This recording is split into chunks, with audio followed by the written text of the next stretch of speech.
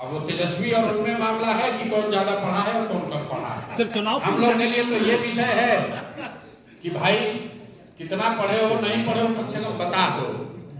अब वो विषय तेजस्वी और सम्राट जी में है कि कौन ज्यादा पढ़ा है कौन कम पढ़ा है, हम लोग के लिए वो विषय नहीं। बिल्कुल फिर से उठाने की बात नहीं है। हमने जिस मुद्दे को उठाया है कहीं हमने मीडिया से डिलीट तो किया नहीं है। जन स्वराज के आधिकारिक पेज पे अभी भी वो है, फिर से दोहरा देता हूँ, इसमें कोई दिक्कत तो है नहीं।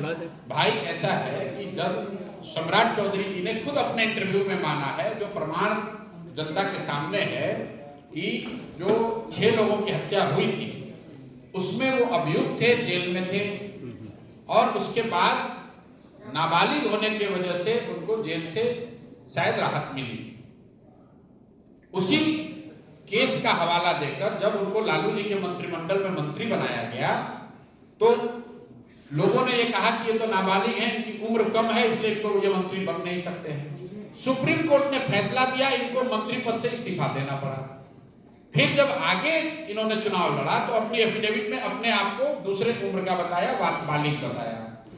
अगर आज जिस एफिडेविट पे विधायक वो हैं उसके हिसाब से अगर आप जोड़ेंगे और आज के एफिडेविट में जो उन्होंने अपना उम्र बताया है, क्योंकि सम्राट जी खुद ही कहते हैं कि हमारा एफिडेविट देख लीजिए, तो उनके एफिडेविट में जो उम्र लिखा हुआ है उसके मुताबिक जब ये हत्या हुई, जब वो हत्या के अभियुक्त बने तब वो 26 साल के थे।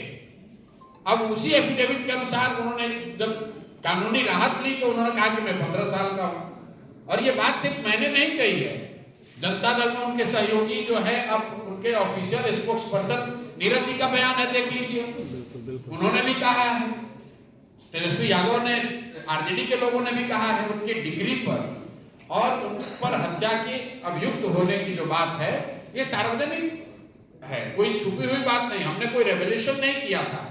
लेकिन इसके बावजूद भाजपा के जो लोग हैं, जो भाजपा का शीर्ष नेतृत्व है, अगर पूरे भाजपा में, जदयू में, पूरे बिहार में उनको सबसे काबिल, सबसे बेहतर चाल चरित्र चेहरा के यही व्यक्ति मिले हैं तो सम्राट चौधरी से ज्यादा कहीं ना कहीं ये मोदी जी और अमित शाह जी के चाल चरित्र चेहरा को दिखाता है। हम तो आपको ये कह रहे हैं कि उनके चाल चरित्र चेहरा को दिखाता है कि पूरे बिहार में भाजपा में भी उनको सबसे बेहतर चाल चरित्र चेहरा के, सबसे अनुभवी, सबसे समझदार, सबसे कर्मठ, सबसे ईमानदार व्यक्ति वही मिले हैं जो 2018 में राजद से निकल कर आए हैं, जिन पर हत्या का आरोप है, जो कितना पढ़े हैं या नहीं पढ़े उनके डिग्री का आज तक पता ही नहीं है।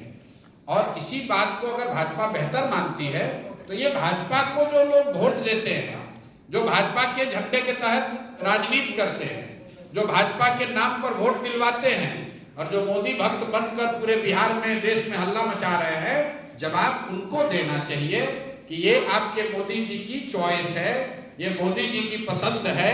बिहार को सुधारने के लिए मोदी जी ने कितना बढ़िया चेहरा चुना है, ये भाजपा के लोगों को देखने और समझने की जरूरत है। हम लोग तो पहले भी विरोध में थे, आज भी विरोध में। सर चलते चलते बंगाल की